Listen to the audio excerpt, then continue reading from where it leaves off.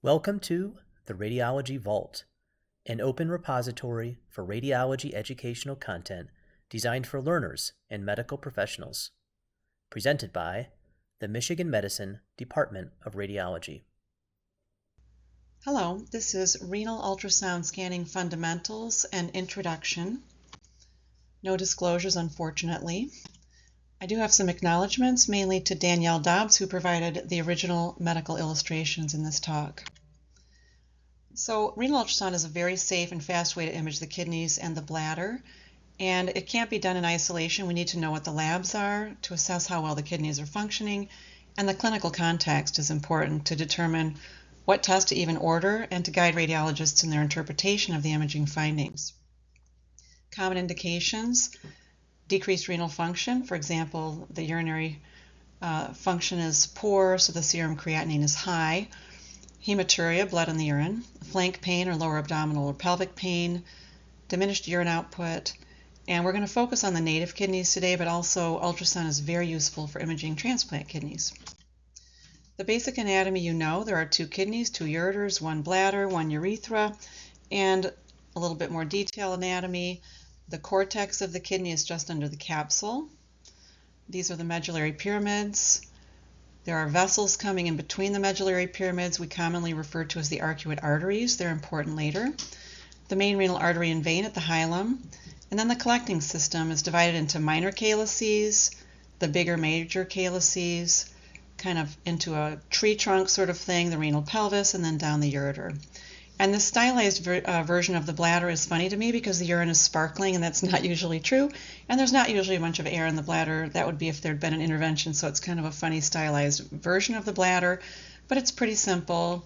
It's basically a fluid-containing structure with two ureters coming in, a urethra going out. So here's the anatomy compared to some renal ultrasound pictures that are turned on their side so we can compare directly. And you can see the sort of bean-shaped kidney, the bean-shaped kidney in ultrasound. This echogenic or white stuff here in the middle is the sinus fat, and that's where a lot of stuff is going on that we can't see in normal patients. So with grayscale imaging like this, we don't see the blood vessels and we don't see the collecting system. If we want to see the blood vessels, we can do Doppler. So this is color Doppler and power Doppler. You can see the renal artery and vein here in the hilum, and then the smaller arcuate vessels out here in between the pyramids, the medullary pyramids, and then all the way out to the cortex. It's a very sensitive technique. And Doppler can also be spectral Doppler. So here is a sample volume over an arcuate artery. The resistive index here is 0.66, which is within normal. And here you see a strip, which is arterial waveforms, and we're measuring from peak systolic to end diastolic to get this resistive index. The transducer we use is a curved array, circled here. These linears are for other functions, usually more close-up imaging like thyroids and things like that. So this is for deeper imaging in the abdomen. And this is how we hold the transducer, and it seems pretty basic, but you'd be surprised how many times people mess this up. So the probe should be held with this marker facing the patient's head or facing the patient's right. And doing that makes the image display properly on the screen, and it's saved images that goes in the medical record forever, so obviously we want them to be accurate and not inverted. The bladder should be full. That way we can see it better, and if there's something going on inside of it. It doesn't always work out. Sometimes patients come through the ER and they don't really have a full bladder, but we hope for the best. Patients, if they can hold their breath, it's very helpful. While patients are breathing, the kidneys are rising and falling in the abdomen with each breath, and they're moving, obviously. And if you can get a patient to hold their breath, it can be super helpful, especially if you're doing Doppler. And what do we image in a renal ultrasound? The kidneys, the bladder. If there's some concern about bladder outlet obstruction, we might have the patient get up off the table, go empty their bladder, and come back and scan it to see what the volume is, which we call the post-void residual. Doppler is not always needed, but it's really helpful in a lot of cases. Okay, so here's a kidney. It's the right kidney. And this little graphic showing what all the things are. So the echogenic sinus fat, the medullary pyramids look a little bit darker than the surrounding cortex, and we're seeing some things that don't involve the kidney: the skin, subcu fat, abdominal wall musculature, the liver, a shadowing rib, psoas muscle, and spine. So there's a lot going on in the scan that has nothing to do with what we're actually trying to look at, but it's good to know what it is so you don't get confused. So here's a patient in schematic form thanks to Danielle Dobbs' imaging. This is longitudinal imaging. The patient is lying supine. It's the right kidney.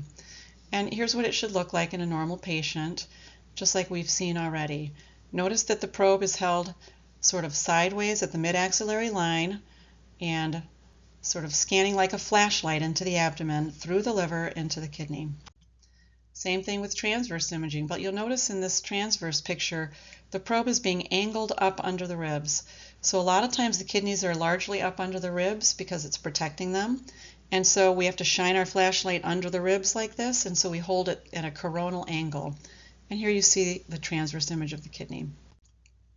Most of the time the technologist will then turn the patient onto oblique like this, and sometimes it just gives you a better image, and in this case you can see it brings the kidney a little bit closer to the skin surface and image quality is a little bit better. You'll notice that the probe is deforming the patient's body wall because the tech is pressing pretty hard. When you're scanning, pressing harder almost always makes the image a little bit better. We can't do it in every part of the body, like on the neck, it's quite disturbing to patients, but in the abdomen you really do need to press pretty hard. So here we are on the oblique longitudinal plane. And now oblique transverse. Again, notice the transducer is angling coronally up under the ribs. And here we see the kidney in cross section. Going to the left side, it's a little bit different. Instead of scanning through the liver, we're scanning through the spleen. You see here. But again, you can see things pretty well. In order to get images like this, though, we really have to image in a decubitus plane. So most of the time, the technologist has the patient roll all the way onto their right side, so their left side is up, and then scans in the mid-axillary line roughly or slightly in front of that over the kidney. And here's the longitudinal looking image there. And then transverse, same thing, slight coronal angle up under the ribs, and then you see the kidney in cross section, cortex, renal pyramids, sinus fat. What about the bladder? So again, here's our stylized sparkly urine bladder, which looks a little bit different than real life. So this is a coronal plane, and this is more of a transverse plane. And you can see again, the technologist is pushing down on the lower pelvis. You can see it's deforming the lower pelvic wall there. And here's the fluid-filled bladder. Now, if you could see the ureters in transverse plane, they would be little round circles here. But the patient does not have an obstructed ureter, so we can't see it. So here's how we image the bladder in transverse plane. You'll notice a very sort of scanning down caudally into below the pelvis. So in order to get through the pubic symphysis, you can't scan perfectly in axial plane. So this is a sort of a axial / coronal look at the bladder in transverse section. Same thing in longitudinal. The technologist holds the transducer and angles it down into the pelvis, shining a flashlight into the pelvis behind the pubic symphysis. Otherwise, you just can't see the bladder because it resides behind that bony structure and would block the ultrasound. The female bladder is different than the male because of the organs. So if the patient has a uterus, the female patient, then you see it quite well behind the bladder. This bladder is quite full. You can see it's very distended up even above the size of the uterus. And here it is in cross section. You see the uterus in cross section. Sometimes you'll see the ovaries as well in images like this. In the male bladder, if they have a prostate, we'll see it. Now this bladder looks different. Notice how distended we were when we saw the female bladder. It was very thin-walled. The male bladder is different. It's, in this case, distended in this particular example, and so it looks a little bit redundant. It still looks smooth, so it's not abnormal, but it's decompressed, and you can expect it to look a little bit thicker under those conditions.